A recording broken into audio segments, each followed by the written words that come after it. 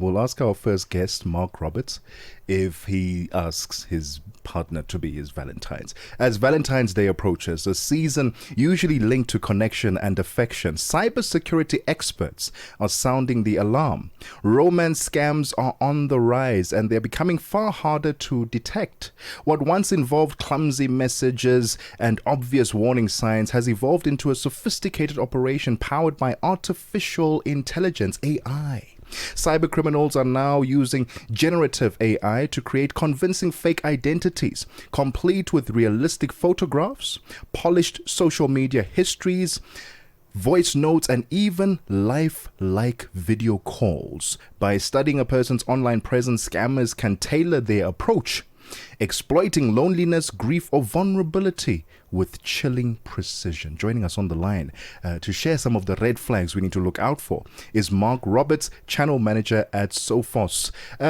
Mark, thank you so much for your time. Welcome to The Upside. And I guess, fair enough that I asked the question. Do you ask your partner to be your Valentine's? Thank you for having me. Yes, I try to. We've been together many, many years.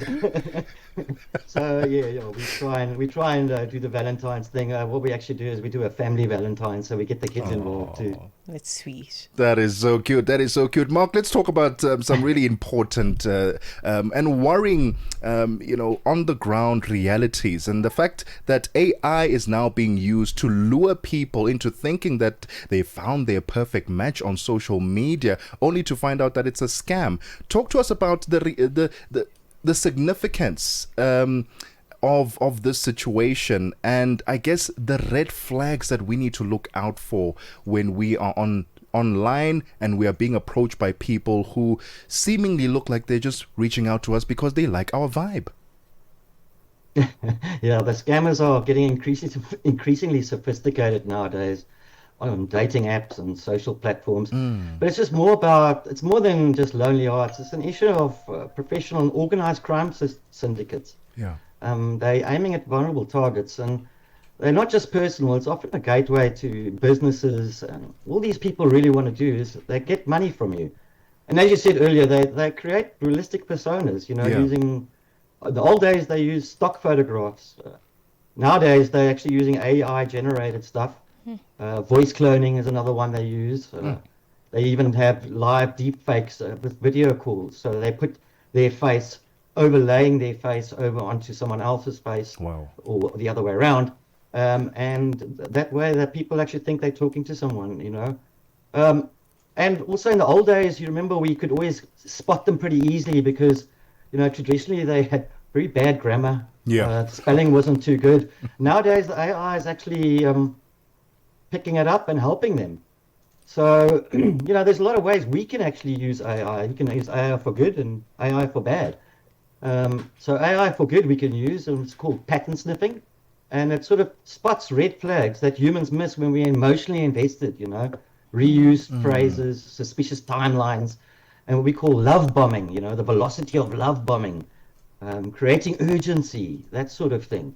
There's other tools that you can use that analyze chats and profiles, and the AI can say gently, like, hey, this story doesn't really add up, before someone sends money or pays a ransom. And you could also use reverse image search. That's also a good thing to stop it.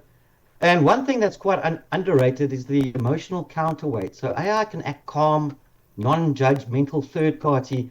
And victims often don't tell friends or family or work colleagues that they're embarrassed. And AI doesn't shame, it just checks facts. Sure. What a time to be alive. Wow. What a time to be in love. Oh my goodness, 21 minutes into 1 p.m. Let's take a quick break. We'll return in conversation with Mark. 60 years of stories and sounds. Channel Africa, the African perspective. The voice of the continent, now online, with all your sports fixtures, lifestyle, and more. Téléchargez l'application Channel Africa sur votre Play Store ou Apple Store afin de pouvoir suivre toutes nos émissions en direct de là où vous vous trouvez. Channel Africa, la perspective africaine. The Upside, 1 to 4 p.m. Central African Time. With Tebogo Lekhuleni and Mmatsheko Mosito. Only on Channel Africa, the African Perspective. Welcome back. We're 22 minutes in, and we are speaking to a fraud specialist who is talking to us about just scammers, how they've made their way into everything, including love dynamic. You know, so if you're out there and you're looking for love and you feel a little bit lonely and you're a little bit vulnerable, there are people that are actually trying to profit from that loneliness, which is so unfortunate. Mark Roberts joins us on the line, a channel manager at Sophos, and he's really just unpacking what it looks like on the ground, you know, how these criminals are so advanced in their thinking and how they are using artificial intelligence to benefit themselves using you. So be extra careful. Mark, let's look at people, and perhaps are men and women scammed the same way? Who is more vulnerable in this dynamic? Because we're all looking for love. It's not just one gender over the other. Scammers don't really care about gender. They don't care about age. All they care about is getting money. So yeah, AI is helping them, but it's also helping us in the right side.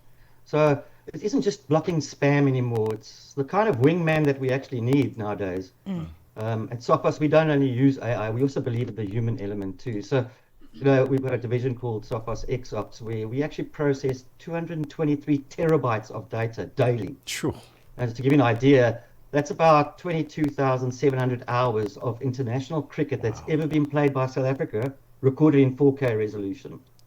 Another stat, 11 million threats blocked every day. That's for every spectator. If Ellis Park is full, for 137 matches. So there's a lot of data. It's what we call big data. But we also like to use the human element. So, if something smells fishy, it normally is, there's a saying, if it quacks like a duck, it's normally a duck. Mark, clearly you watched the match yesterday between Afghanistan and South Africa, but let's get back to this conversation. I did.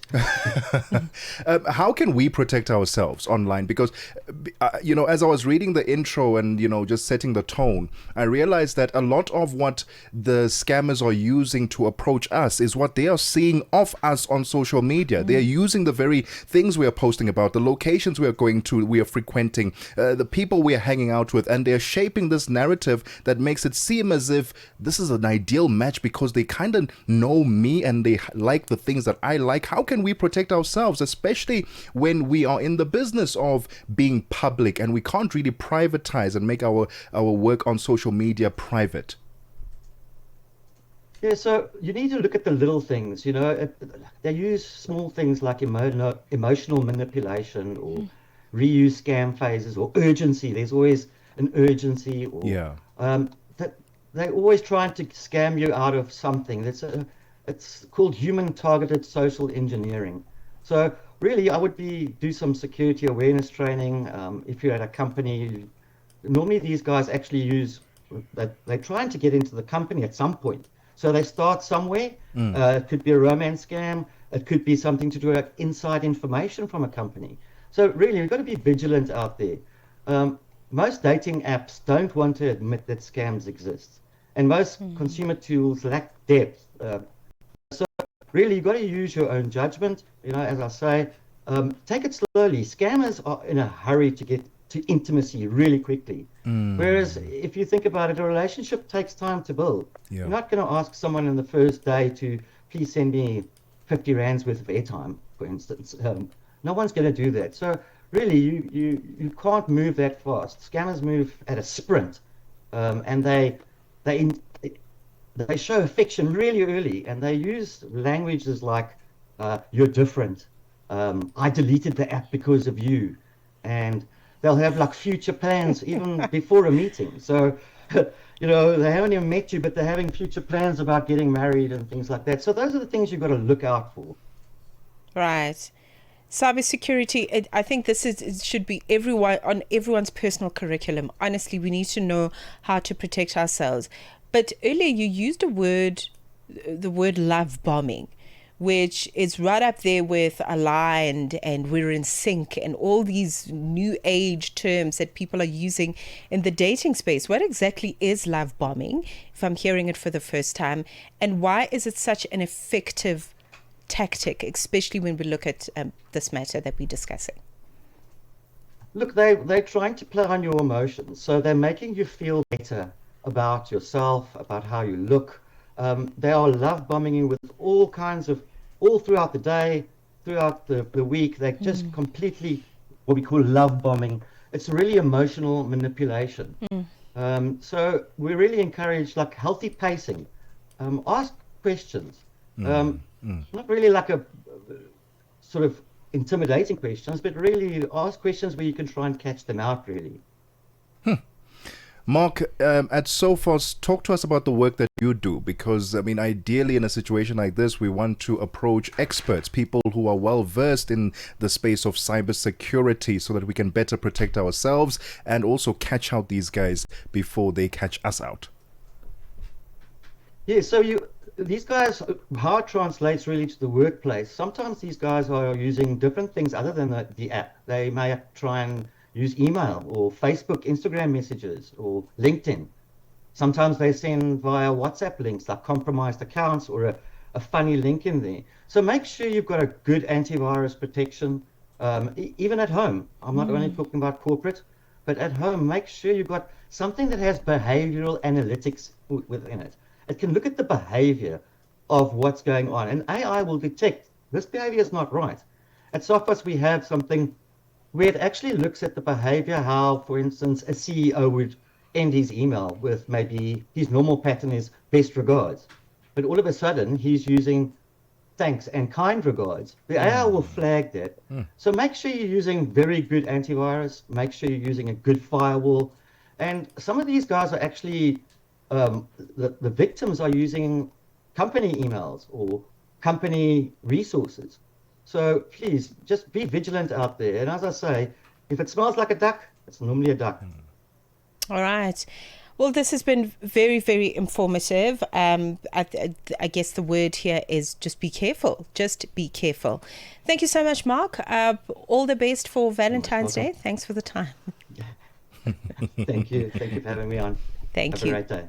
You too. Thank you. Mark Roberts, channel manager at Sophos. Actually, if you really want some in-depth information on defending yourself against cyber attacks and cyber security, as it were, you can actually check out sophos.com. They've got all the information there under the organization's page. But highly intelligent people, financially savvy people, upwardly mobile people, people that use big English, still get scammed. There is no such thing as it will never happen to me. Hey, yeah, we need a whole hour just to share some of our own stories of how I got scammed. 30 minutes after 1 p.m. Central African time, let's get the latest sports. Get the news, music,